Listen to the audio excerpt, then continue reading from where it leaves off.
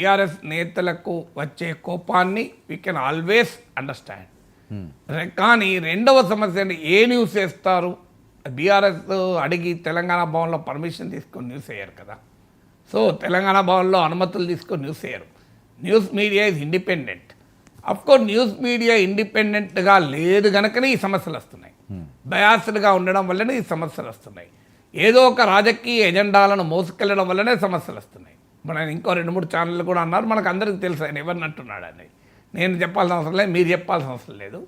చాలా క్లియర్గా ఎవరి ప్రోద్బలంతో చేస్తున్నారని కూడా ఇంకో మాట పడాడు. మరి అంటే ఆయన జగదీష్ రెడ్డి దృష్టిలో తెలుగుదేశం దీని వెనకాల నుండి నడిపిస్తుందనా? తెలుగుదేశం చంద్రబాబు నాయుడుతో రేవంత్ రెడ్డికి ఉన్న మంచి సంబంధం వల్ల రేవంత్ పట్ల కూడా టీడీపీ అనుకూల మీడియా పాజిటివ్గా ఉండడం వల్ల టీఆర్ఎస్కి ఏమైనా ఆగ్రహం తెప్పిస్తోందా అనేది చూడాలి. ఎందుకంటే ఆయన రెఫర్ చేస్తున్న మీడియా ఆంధ్రప్రదేశ్లో తెలుగుదేశానికి అనుకూలంగా వార్తలు రాసేటువంటి మీడియా. తెలంగాణలో కూడా కాంగ్రెస్ రేవంత్ రెడ్డి పట్ల, ముఖ్యంగా కాంగ్రెస్ పట్ల కాదు, సానుకూలంగా ఉంది అనేది వారి ఆరోపణ. బట్ అందువల్ల బీఆర్ఎస్ ఆరోపణ దీని వెనకాల ఎవరో ఉండి చేస్తున్నారని. బయాస్డ్ మీడియా అనేది డెమోక్రసీలో అలవాటైపోయింది. ఇప్పుడు దేశవ్యాప్తంగా కూడా ఇండిపెండెంట్ మీడియా ఎక్కడుంది? అందుకే తాజాగా ప్రపంచవ్యాప్తంగా సర్వే జరిపితే టీవీ ఛానళ్ళు పత్రికల వ్యూవర్షిప్ రీడర్షిప్ తగ్గిపోతుంది. మీకు సోషల్ మీడియాలో YouTube is now the major source of news.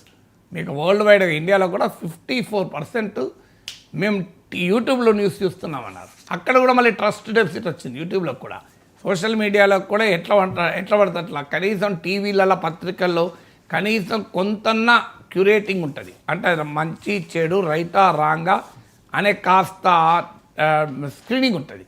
Social media అయితే మష్రూమింగ్ పుట్టగొడుగులాగా పుట్టుకొచ్చి ఇంకా అడ్డగోలుగా అయిపోయింది. బట్ ఏదైనా బయాస్డ్ మీడియాను ప్రశ్నించాల్సిందే, అనుమానమే లేదు. కానీ ఆ ప్రశ్నించే క్రమంలో మేము దాడులు చేస్తాము, అది చట్టం అంగీకరించదు. చట్టం అందులో ఒక రాష్ట్రాన్ని 10 ఏళ్ళు పాలించినటువంటి పార్టీ దాడులు చేస్తామని బహిరంగంగా బెదిరించడం సరైనది కాదు. వారి అసహనానికి ఖచ్చితంగా నేను అర్థం చేసుకోగలను. బీఆర్ఎస్ కార్యకర్తల కడుపు మండడంలో రక్తం మరిగిపోవడం, ఈ భాష నేను ఐ కెన్ అండర్స్టాండ్. ఎందుకంటే కేటీఆర్ పైన ఆ రకమైన తమ్నెల్స్ పెట్టాక సహజంగానే కోపం వస్తుంది. అందువల్ల media should also behave responsibility. మనం విమర్శలు చేయొచ్చు, కానీ రాజకీయ పార్టీలు ఏంటంటే విమర్శల్ని కూడా అంగీకరించని పరిస్థితులు ఉన్నారు. ఇక ఇది ఎక్కడికి పోతుంది అనేది ఏమి చెప్పలేము.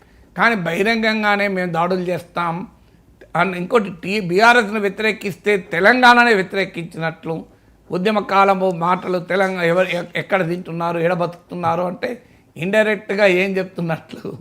సో అందువల్ల తెలంగాణలో ఉండి మీరు తెలంగాణకు వ్యతిరేకం అంటే బీఆర్ఎస్కు వ్యతిరేకం అంటే తెలంగాణకు వ్యతిరేకం అని చెప్పదలుచుకున్నారు.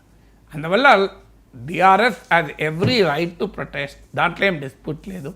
మీడియాలో ఉండే ఈ రకమైన ఒక రకమైన అనెథికల్ మీడియా బిహేవియర్ను ఖచ్చితంగా ఎవరమైనా ఖండించాలి. హైలీ బయాస్డ్ మీడియా కవరేజ్ ప్రజాస్వామ్యానికి మంచిది కాదు. అందులో క్యారెక్టర్ అసాసినేషన్ చేసే మీడియా ఎట్టి పరిస్థితుల్లో కరెక్ట్ కాదు. యూ కెన్ ఆల్వేస్ క్రిటిసైజ్, దానికి ఒక పద్ధతి ఉంటుంది, రెస్పాన్సిబుల్గా క్రిటిసైజ్ చేయొచ్చు. లేనప్పుడు చట్టం ఉంది, న్యాయ వ్యవస్థ ఉంది, కోర్టులు ఉన్నాయి, లేదా డెమోక్రటిక్గా ప్రొటెస్ట్లు కూడా చేయొచ్చు, అభ్యంతరమే లేదు. కానీ మేము బలవంతంగా అటాక్లే చేస్తాం, law and order problem create చేస్తాం, తెలంగాణలో దాడులు చేస్తామంటే I don't think that is a responsible political behaviour. So జనాన్ ఎప్పుడు కూడా కాజ్ లెజిటిమేట్ అయినా యాక్షన్ కూడా లెజిటిమేట్ ఉండాలి. కాజ్ లెజిటిమేట్ అయి యాక్షన్ ఇల్లిజిటిమేట్ ఉండకూడదు.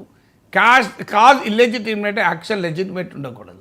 కాజ్ అండ్ యాక్షన్ రెండూ కూడా లెజిటిమేట్ అయి ఉండాలి. కాజ్ లెజిటిమేట్ నేను ఒప్పుకుంటాను.